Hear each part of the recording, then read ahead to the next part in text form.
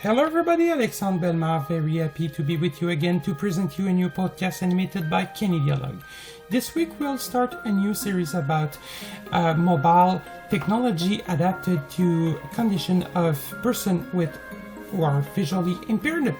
So to begin, let's start with a short history about what Apple made in the past years to improve accessibility to mobile technology, and we'll also present you a non-exhaustive list of tasks you can perform with a mobile device. So you'll see that you can do much more than you think with this kind of device. Enjoy! Hello guys, Olivier with you today. For these two next episodes, I will go ahead and introduce you to iOS and Android on a history point of view. So there's not going to be any demonstrations. So let's begin today with iOS, and next week we will go with Android. So what is iOS? Well, iOS is the mobile operating system made by Apple, which is only available on Apple devices such as iPhone, iPod Touch, and iPad. Apple also have operating systems which have a lot of similarities with iOS. In fact, they are built in on the core of iOS, such as tvOS, watchOS, and now these days macOS. iOS was introduced in 2007 with the first iPhone. At the time, it was called iPhone OS, but because Apple developed new products such as the iPod Touch and the iPad, they decided to call it iOS. The first iPhone was introduced in 2007, as I said. However, at the time there was no accessibility built in. And you have to remember that in 2007, the touch devices did not exist. In fact, the iPhone was the first phone to have a touch screen. So it was incredible. Being able to browse the internet, listen to some music, and make phone call, all of that with touch. So it was a real revolution. The iPhone started to become accessible in 2009 with the iPhone 3GS. So VoiceOver came with the 3GS.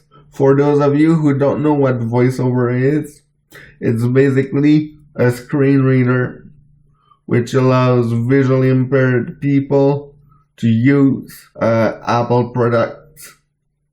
VoiceOver is built into the Apple products, including the Mac, Apple Watch, iPhone, iPad, etc. Some of you might be wondering, what can I do with an accessible Apple device or an Android device? What can I do with a device that anybody can purchase?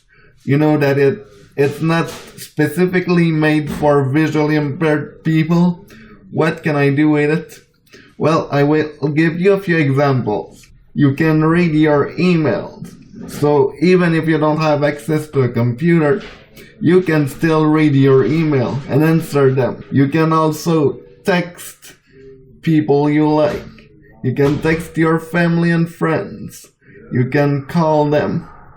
Also, if you like to read, well, you have applications to help you read your favorite book. You can also have some applications to help you navigating around you, like GPS navigation. You even have applications that can allow you to detect colors.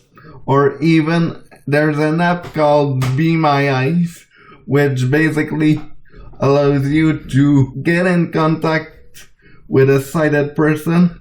So say for example, your computer is not turning on, you don't know what's going on, you call them, you show them your screen and they help you. So there's a lot of things you can do. There's a lot of apps built for us on iOS as well as on Android. That's it for today. Thank you so much for listening to this podcast. This was Olivier. Wherever you may be, thank you for listening and bye for now. Before the end of this podcast, I would like to say thank you for your loyalty to this series of podcasts about assistive technologies. I would also like to thank our loyal collaborator. As a reminder, I would like to inform you that Canadialog will not provide free technical support on products presented during these shows and that are not sold directly by Canadialog. For any questions, comments, or suggestions about our podcast, you can reach us via email at podcastwithns@canadialog.com. That is PODCASTS at CANADIALOG.com.